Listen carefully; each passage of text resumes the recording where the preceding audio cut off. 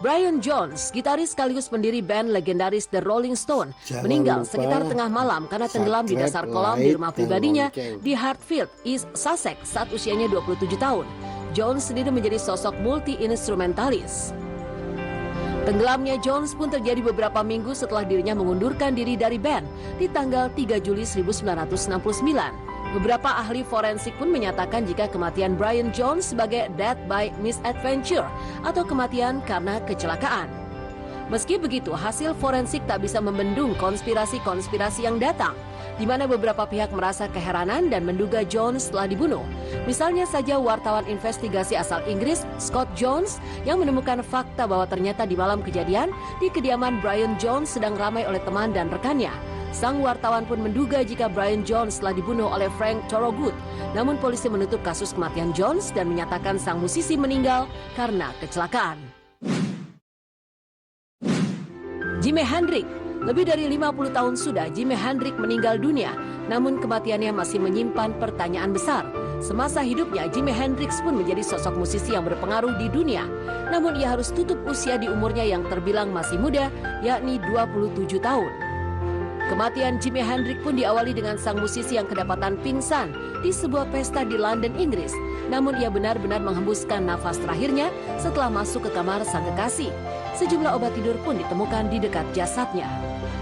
Dari hasil pemeriksaan, Hendrix diketahui meninggal karena tersedak dan kesulitan bernafas setelah sebelumnya mengkonsumsi obat tidur dalam dosis tinggi. Namun kemudian muncul cerita lain bahwa Hendrix telah sengaja dibunuh oleh manajernya sendiri. Mia Zapata, vokalis band punk yang dibunuh. Pada awal tahun 1990-an, revolusi musik punk dan rock membanjiri Seattle, Washington. Berbagai band dan peminat musiknya pun beramai-ramai pergi ke Seattle untuk konser musik akbar. Namun suatu hari mereka dikejutkan dengan penemuan satu mayat perempuan di tepi jalan raya pada jam 3 pagi dekat kawasan sunyi. Mayat itu adalah vokalis band rock terkenal The Gits, Mia Zapata. Seorang saksi yang menemukan mayat sang vokalis mengatakan jika badan Mia masih panas, yang menandakan dirinya baru saja dibunuh. Di sisi lain, menurut rekan satu bandnya, pada malam kejadian, Mia telah pergi ke sebuah bar sebelum singgah ke apartemennya yang berdekatan dengan kawasan ditemukan mayatnya.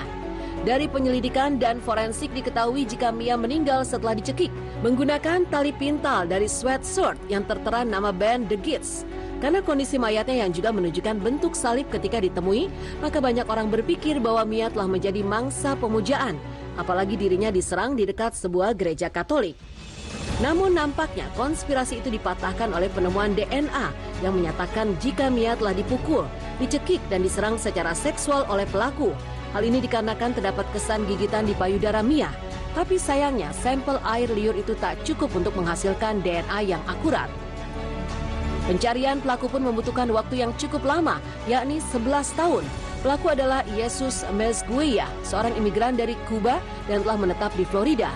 Dirinya juga diketahui baru saja keluar dari penjara, tak lama dari kejadian pembunuhan Mia Zapata.